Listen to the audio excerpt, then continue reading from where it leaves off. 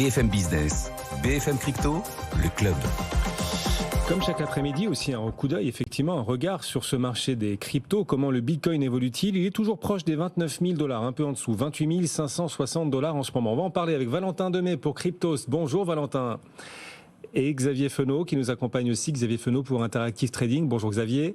Oui, on est ravis de vous retrouver. Quel potentiel? Alors le Bitcoin a quand même cogné la barre des 30 000 qu'il avait franchi, c'est vrai, il y a quelques jours, sans véritablement s'en affranchir en l'occurrence. On est repassé un peu en dessous des 30 000. Comment voyez-vous la suite, Xavier? Vous avez raison, Guillaume. Globalement, ça se tasse même depuis un mois et demi. Les départs sont relativement limités. Alors, au premier trimestre sur le Bitcoin, on a eu 80% de hausse. Et on en parlait ici, justement, de ce fameux potentiel limité à court terme sur le Bitcoin par manque de carburant, ce qu'on appelle des catalyseurs. Alors, ça tombe bien et vous en parlez souvent. Cette semaine, il y aura beaucoup de news à suivre d'un point de vue économique, que ce soit la Fed, la Banque Centrale Européenne, l'emploi mensuel aux États-Unis et aussi quand même les publications d'entreprises qui jouent bien entendu sur le sentiment des investisseurs avec, donc, par exemple, Apple en fin de semaine. Alors, il y a cet essoufflement sur le Bitcoin et on a eu aussi quand même un début de reprise des altcoins et rapidement le soufflet est retombé. Je pense à Atom qui a pris une dizaine de pourcents il y a 15 jours pour revenir finalement au point de départ.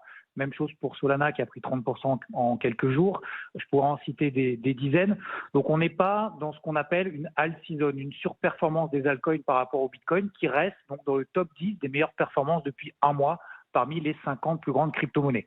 Alors pour ce qui est des niveaux à suivre en cette semaine qui s'annonce mouvementée sur Bitcoin, 30 000 $ à passer pour libérer un nouveau potentiel, le haut de cette phase de latérisation qu'on a depuis un mois et demi, et à l'inverse, 27 000 $ à ne pas enfoncer pour dégrader cette tendance de fond qui reste toujours haussière depuis le début de l'année. C'est souvent d'ailleurs qu'on a des phases de latérisation de plusieurs semaines, et pour le moment, ce n'est pas négatif puisque aucun support clé n'est enfoncé. Je rappelle, 27 000 $ à tenir cette semaine. Et sur Ethereum, j'élargis un peu les bornes pour éviter de se faire avoir par un mouvement brutal à trop court terme, c'est ce qu'on appelle des mèches, 1 700 $ à ne pas enfoncer pour rester dans une dynamique de fond positive et 2 000 $ à reconquérir en ce mois de mai pour ouvrir de nouvelles perspectives. Alors, est-ce le calme avant la tempête? En tout cas, je m'attends cette semaine à ce qu'on ait plus d'animation sur le marché des crypto-monnaies. Merci beaucoup Xavier. Xavier Fenot, donc, qui nous accompagnait en direct sur BFM Business depuis Interactive Trading. Et on rappelle à chacun d'investir en crypto, que l'argent qu'on est prêt à perdre, ça reste bien sûr volatile et spéculatif, même si parfois, évidemment, le chemin se fait à la hausse. Et c'est quand même le cas depuis le début de l'année, largement depuis le début de l'année, depuis le 1er janvier sur le Bitcoin comme sur l'Ether. Merci beaucoup Xavier de nous avoir accompagnés. Et donc Valentin avec nous aussi depuis Cryptost. La question qui se pose aux investisseurs, Valentin, c'est de savoir si un jour véritablement les crypto-monnaies seront largement adoptées par les particuliers, mais aussi adoptées par les entreprises, voire les institutionnels. Et sur ce point, vous nous apportez quelques informations sur la confiance des institutionnels, ce que les institutionnels attendent encore pour pouvoir davantage faire confiance aux cryptos et y investir. Exactement. Et c'est un sondage que nous apporte Coinbase qui est l'une des plus grosses plateformes d'échange de crypto-monnaies au monde, qui est cotée aux États-Unis évidemment, et donc qui apporte beaucoup de transparence à ce secteur, qui sort un sondage qui n'est pas anodin dans la temporalité de la sortie de ce sondage avec les altercations qu'ils ont en ce moment avec la SEC. Pour rappel, ça fait quelques mois qu'ils attendent que la SEC, donc le gendarme financier boursier américain, se prononce enfin sur comment qualifier les crypto-monnaies. Et donc, il y a quelques semaines, ils ont carrément mis cette question au tribunal puisque Gary Gensler, le président de la SEC de cette autorité, ne voulait toujours pas répondre. Donc, c'est dans cette ambiance que ce sondage sort. Sondage qui n'est pas intéressant non plus puisqu'il a été posé à 151 institutions financières la question justement de qu'attendez-vous pour rentrer sur le marché des actifs numériques? Eh bien, première réponse, plus de clarté réglementaire. Donc, c'est pour ça que je vous disais, c'est pas anodin dans la temporalité. C'est la première demande de ces institutions financières. 78% d'entre elles qui répondent attendent de savoir comment seront qualifiées les crypto-monnaies, si c'est un securities, si c'est pas un securities, si c'est FTC aux États-Unis qui doit s'en occuper, ou si c'est la SEC. Bref, toutes ces questions justement que Coinbase met devant le tribunal et donc sur laquelle Gary Gensler devra répondre. Et puis, si on continue un petit peu le sondage, donc ça, 78% des gens qui attendent plus de clarté sur ce segment-là. Ensuite, ils demandent le traitement fiscal. Comment doivent être traitées les crypto-monnaies, surtout quand elles sont gardées en compte en banque ou gardées les caisses des sociétés sans être vendues, doivent-elles être déclarées ou non? Il manque quelques précisions côté États-Unis. On parle bien uniquement du côté États-Unis. Et puis la dernière demande pour 60% d'entre eux, c'est quelles obligations, quelle sécurité pour la garde de crypto-monnaies. On sait bien que quand on garde ses propres crypto-monnaies, c'est toute une difficulté pour s'assurer qu'elles ne soient pas piratées ou détournées. On a vu toutes les difficultés avec FTX et une mauvaise gestion justement il y a quelques temps. Eh bien, quelles sont les barrières de sécurité qui doivent être mises en place? C'est encore la troisième demande qui est faite par les institutions. En tout cas, ce qui est certain, c'est que 90% de ces 151, 90% des 150 investisseurs institutionnels qui ont été interrogés sont friands d'investir une fois que ces questions auront trouvé réponse. Et l'autre point intéressant, c'est que parmi les institutions financières qui sont déjà positionnées, 35% d'entre elles sont prêtes à y mettre un peu plus d'argent dans les tout prochains jours, tandis que 10% uniquement souhaitent réduire leur exposition. Et parallèlement, alors voilà, on parle là des cryptos, mais l'univers du Web3 va encore au-delà, avec notamment l'émergence, toujours la montée en puissance des NFT. Alors là, on a une célèbre maison de vente aux enchères, hein, pas des moindres, Sotheby's en l'occurrence, l'un des vétérans, l'un des totems dans l'univers des maisons de vente aux enchères, et bien Sotheby's qui nous annonce lancer sa propre marketplace NFT. Exactement. Donc ça fait partie des grosses annonces. Et vous avez raison, Guillaume, de souligner que le monde du Web3, puisque c'est comme ça qu'on le qualifie, ne s'arrête pas aux frontières des actifs numériques, des crypto-monnaies. Il s'étend de manière bien plus large, notamment auprès des NFT, donc ces tokens non fongibles.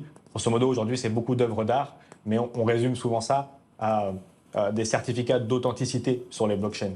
Alors Sotheby's n'est pas étranger à ce monde-là, au monde du Web3 et au monde des NFT. Ça fait quelques mois, bientôt années, qu'ils se positionnent en faveur de ces nouveaux moyens d'échanger de la valeur sur le web.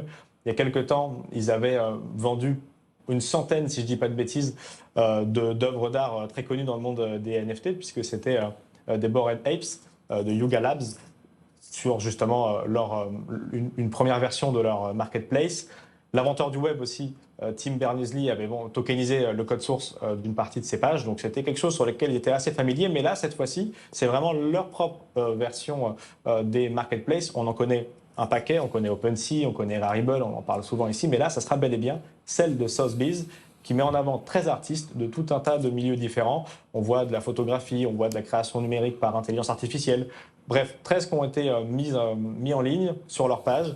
Sur ces ventes-là, ils prendront 2,5% du prix de vente à chaque fois et les royalties seront reversées directement on-chain, donc sur la blockchain, aux créateurs des contenus via un contrat intelligent. On voit bien là, très clairement, que Sotheby's prend le pari que tout ce qui va être galerie virtuelle dans le métavers ou même aujourd'hui à travers des marketplaces prendra le pas et prendra de plus en plus de place dans ce monde d'art numérique justement versus l'art classique. Effectivement, et Sotheby's a une certaine avance sur les autres grandes maisons de vente aux enchères. On va voir si elles prennent la roue de Sotheby's dans les prochains jours, les prochaines semaines ou les prochains mois, effectivement. Dernière question, alors pour vraiment les amateurs de l'aspect technologique, en l'occurrence du Web3, la façon, les moyens, les ponts qui existent pour parvenir à transférer d'une blockchain à une autre des stablecoins. Eh bien, Circle dévoile un nouvel outil, un nouvel instrument. Est-ce qu'il faut forcément y prêter attention? Enfin voilà, est-ce que c'est important pour Circle ou est-ce que ça pourrait être aussi une avancée majeure pour l'écosystème crypto dans sa globalité, d'après vous? Il faut bien comprendre effectivement que Circle, qui émet l'USDC, donc ce fameux stablecoin, on rappelle effectivement le stablecoin, c'est les tokens qui suivent le prix d'une valeur étatique. En l'occurrence là, c'est du dollar américain. Eh bien, Circle a perdu beaucoup de chemin de marché ces derniers mois face à son rival de toujours, Tether, avec l'USDT.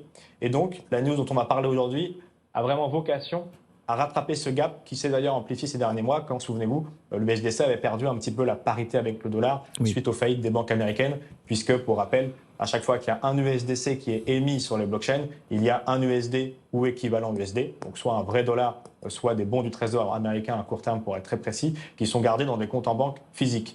Et justement, Circle avait subi de plein fouet les faillites de banques régionales en côté US, puisque 3 des 8 banques qui gardaient le cash de Circle avaient été justement perturbés par ces faillites. Donc ils avaient perdu un peu de chemin puisque par définition, le prix avait un peu baissé de l'USDC sur les blockchains. Il est retourné à $1 depuis, mais la confiance était un peu érodée. Et donc là, l'objectif de ce bridge-là, de ce pont, c'est un peu technique effectivement, mais c'est de rattraper le gap avec son rival Tether. C'est 30 milliards de dollars sur les blockchains, l'USDC, et la difficulté, c'est qu'ils sont justement sur différentes blockchains.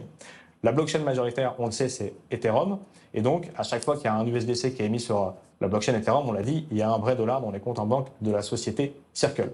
Mais Ethereum, ce n'est pas la seule blockchain au monde. Il y en a tout un paquet d'autres. Et si on voulait passer, par exemple, d'Ethereum à Avalanche ou à Polygon, on en parle beaucoup sur le plateau, eh bien, c'était très compliqué. Il fallait immobiliser l'un USDC sur Ethereum pour en créer un autre sur la blockchain qu'on souhaitait. Prenons Avalanche, par exemple. Pas très pratique. Et donc, non, l'efficience du capital, c'était 0. Alors que l'objectif, c'est que justement, ça aille plus vite et que ça soit mieux. Et donc là, ce qui est très nouveau, et ce qui vraiment peut remettre en partie les cartes sur la table de cette rivalité entre Tether et Circle, si Tether ne se met pas en ordre de marche également, c'est qu'on va pouvoir transférer, pour l'instant sur Avalanche, demain sur d'autres blockchains, des USDC. Et au lieu d'être immobilisé et de perdre l'efficience du capital, c'est pas révolutionnaire, mais d'un point de vue technique et d'un point de vue réglementaire, c'est intéressant. On va brûler, on va burn, on va supprimer le token sur la blockchain Ethereum pour le créer sur la blockchain Avalanche ou Polygon. Donc, une efficience de capital bien meilleure, puisqu'elle sera 1 pour 1, au lieu d'avoir encore une fois, immobilisé dans un smart contract d'une blockchain A pour aller sur la blockchain B.